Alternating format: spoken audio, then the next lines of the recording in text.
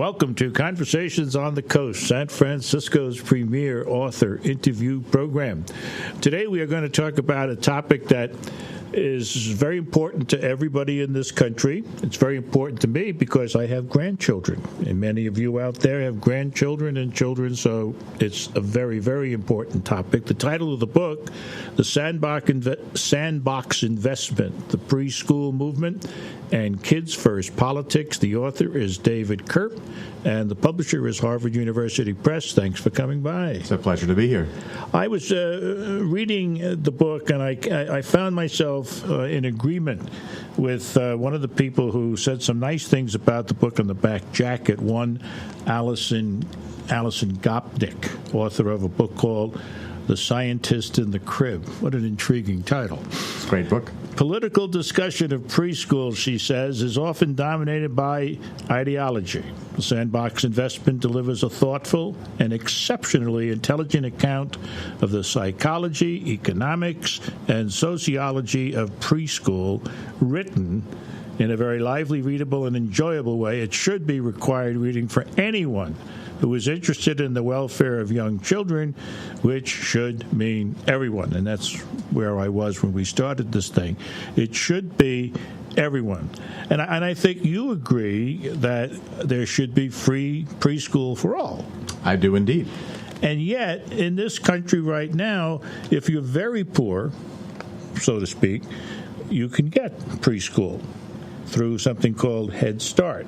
The very rich can get whatever they want in terms of preschool, and it's everybody in the middle who faces a very difficult challenge. It's everybody in the middle who is spending a ton of money to send their kids to private preschool, an average of something like $7,000 in California. That's more than they'd send the cost to send their kid to a state university.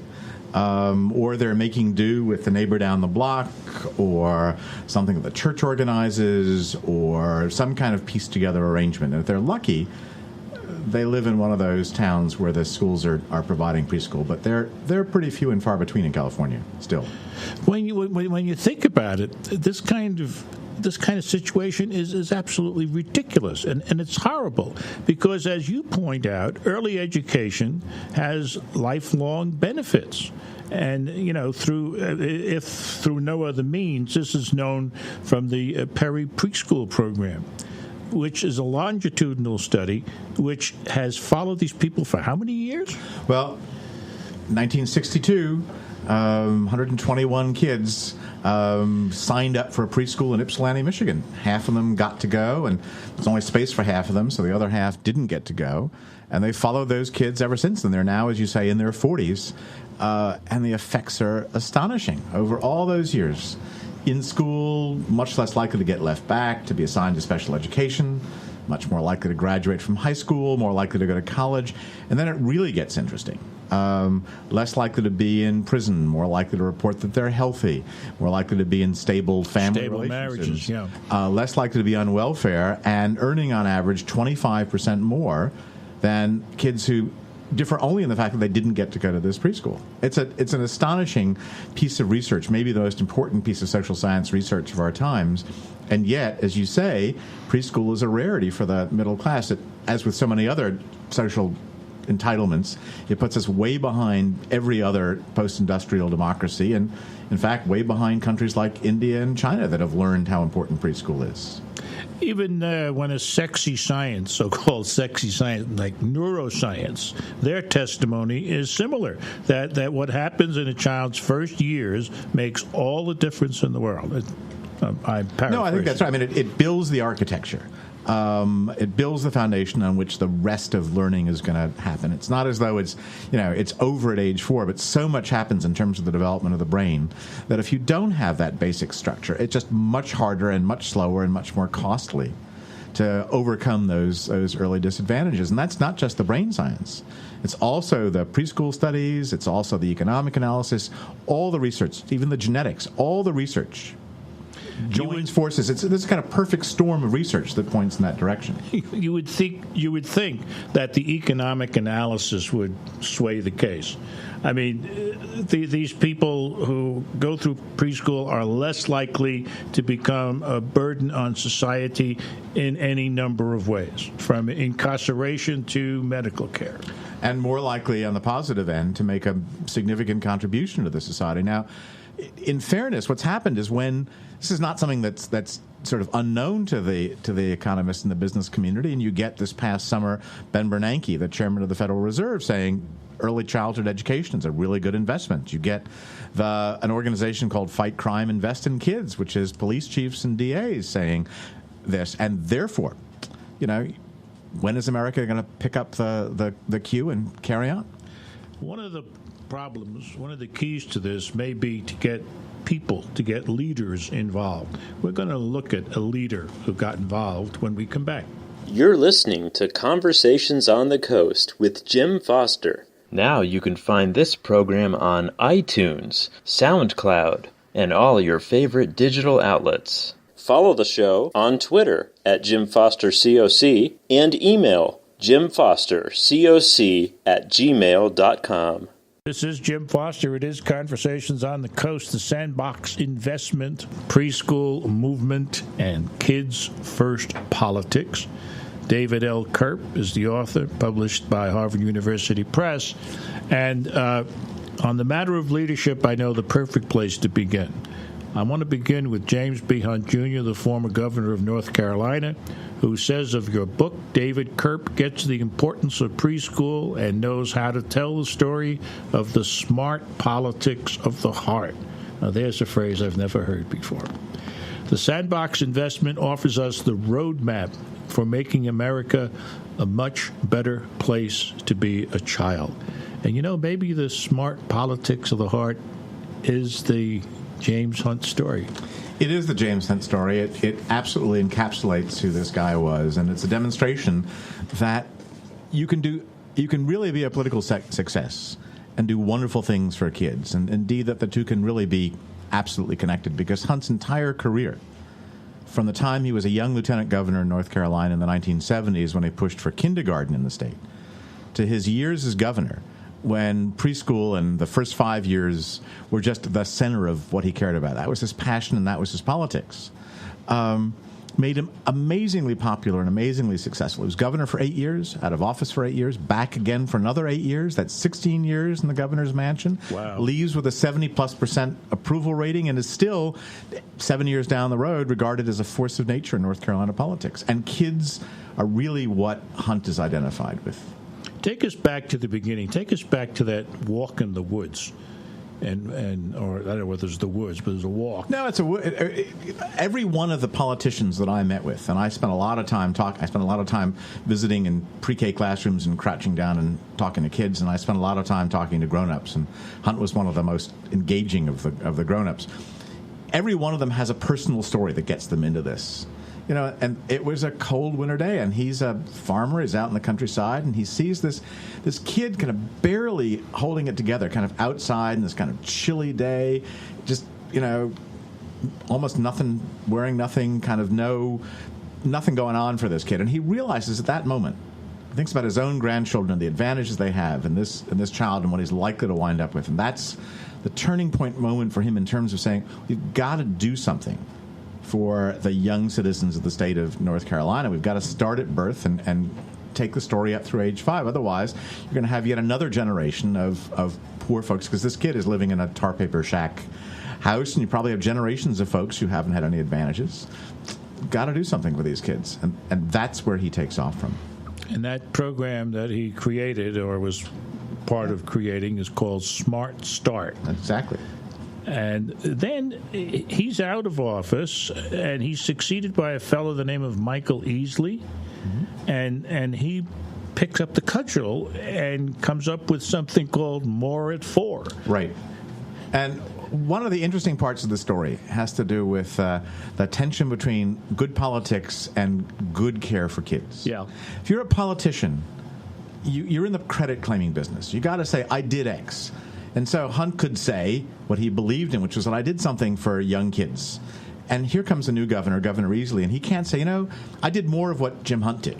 So what he does is he takes up preschool as his cause. And indeed, it turns out that the effect of that is there's more money for kids from birth to age 5. But the cautionary tale is that politicians are often looking to expand the numbers of kids in programs, and they're much less focused on quality. Yes. And a very key part of this story is that quality is the name of the game. And there's this really interesting tug and pull between the politicians like Hunt who get it, who understand that it really is about quality, and politicians who see kids just another kind of, part of an interest group to be placated. And so you say, I got X thousand of kids in preschool, and you're not even paying attention to what it is. If they don't have to be as good, as fancy as Perry Preschool. But if they're not good, the whole experience isn't worth anything. That kind of issue spans this whole situation, even when you take it to another place, like Britain, where Tony Blair gave an incredibly effective talk and said that he wanted to end child poverty in Britain forever, and he saw it as a 20-year program. And they got something off the ground called Sure Start. Everything is a start, right? Everything is a start. Right, bright start.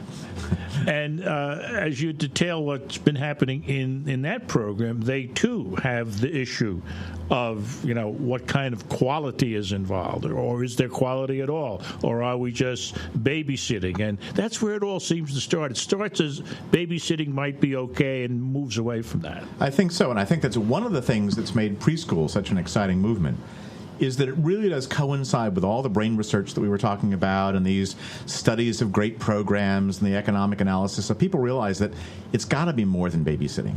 Mm-hmm. The Tony Blair story is an interesting one, and I went to England to tell that story because it's not France. I mean, France is a great early childhood program, but, if it happened in France, we're not interested. I mean, remember the Belgian fries story that we went through a while ago? Yes. Whereas England, you can kind of say, gee, they're not so different from us. And in fact, England was doing worse by kids in the mid-1990s than we were. And this program that you describe, which is both income transfer and a program, a 0 to 5 program, which they've continued to grow and expand, even as they've worried about quality. This turns out to be the most popular initiative of Tony Blair's administration.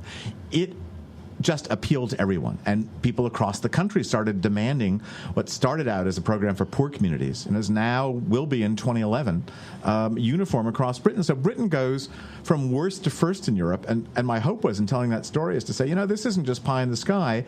Some American politician could actually become, on this issue, a Tony Blair. The Sandbox Investment, at the end, gets very political. So in our final segment, we'll look at Kids First Politics. You're listening to Conversations on the Coast with Jim Foster. Now you can find this program on iTunes, SoundCloud, and all your favorite digital outlets. Follow the show on Twitter at JimFosterCoc and email jimfostercoc@gmail.com. This is Jim Foster. It is Conversations on the Coast, the Sandbox Investment, the Preschool Movement, and Kids First Politics. That's the book. David Kirp has joined us to talk about it, and it's published by our friends at Harvard University Press. A gentleman by the name of Daniel Peterson, president of the Buffett Early Childhood Fund, says this about the Sandbox Investment. It takes us on a compelling grand tour of the most important frontier in public education, the first 5 years of life. More than that, he unveils fresh horizons for policymaking right here on our own planet, right now, from the Great Plains to Great Britain. The verdict is clear. Children are born learning. We ignore this fact at great peril to our future. So, one of the places where this has happened, strangely enough, is a congressional district that includes Crawford, Texas. This was a very, very interesting fight. It's the story of Chet Edwards versus Arlene Wolgemuth. What's going on here? Well, it's a great story. And when I went out to Texas, I got into a friend's pickup truck. and drove from one end of this district, which is Waco, which to the other end of the district, which is College Station. Home of Texas A&M. Home of Texas. The Aggies. Exactly. And we remember what Waco was the home of once upon a time. Yes. Interesting drive. It's one of those string beans of a district created by Tom DeLay to get rid of Chet Edwards in that case and other Democrats. And here's this attack dog opponent, Arlene Wilgemuth, state legislator, backed by the Club for Growth, the big Republican fundraising engine. It's a Karl Rove campaign. They spent a ton of money on this campaign. And her big boast is, I saved Texas taxpayers $1 billion while I was in the state legislature. And in a district that is 70% Republican, Arlene Wilgemuth loses.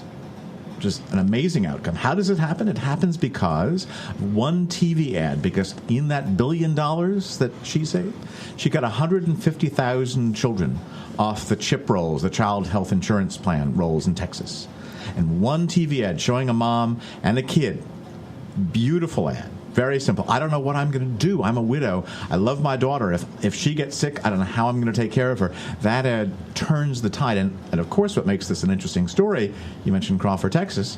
This is George Bush's home. And now, fast forward to today, we're having the debates about the CHIP program in Washington. And there are a slew of Republicans who are siding with the president. We're going to watch in the 2008 election as Democrats go after those congressmen. If it turns out there are more Arlene Wilgemuths out there, more folks who will get turned off by their congressmen because they voted against kids' health, then I think you're going to get to see a lot of politicians deciding that kids are more than great opportunities for baby kissing during the elections. One of the other reasons why that might happen, I think, is the rest of that Chet Edwards story, a fellow by the name of Mike Pettit. Who's really rolled up his sleeves, and he's ready to get rid of, he says, goodbye to teddy bear politics, as you put it. Let's roll up our sleeves and do kids first politics. It's really important because until now, the people who've been kid advocates have sort of said, our cause is just, kids are needy, we should do good things for them. And what Mike says when he comes along, and he's an old politician, politicians respond to doing the right thing, but they really respond to is the fear of not getting elected. And he's out there pushing to say, as he did in that Texas election, we're going to make you pay for your anti-kid position. And there is nothing that's going to turn somebody, more pro-kid than the prospect of losing his or her seat. The other thing you need for a good political movement in this country, or any country, I suppose, is money. And that brings us to a fellow by the name of Rob Duggar, who seems to have his hand on that part of it. Well, Rob is an ex-policy wonk turned investment banker turned investment banker / policy wonk who's been able to bring together powerful business types and foundations and economists to really plot both a smart economic strategy for kids and to think his way through the political strategy. And he and Mike Petit make a really interesting political odd couple. Boy, I'll say that's an exciting combo. Stay tuned. Now, is he the fellow who got the Buffett money? No. The Buffett money went to Bill Gates and the Gates Foundation. Right, yeah. But the reason that I wanted Buffett's on there is because it's about kids. It's not just about preschool. It's about kids generally. And Susie Buffett is little kids. Preschool is preschool. They've all got to come together, and that's where the Kids First Politics story is about. This is a very serious book. It's a very serious subject. It's about the very future of this country. It's also a great read. I liked it. It's called The Sandbox Investment. The author is David L. Kirp. This has been Conversations on the Coast, and I'm Jim Foster. Now you can find this program on iTunes, SoundCloud, and all your favorite digital outlets. Follow the show on Twitter at Jim Foster COC and email jimfostercoc@gmail.com.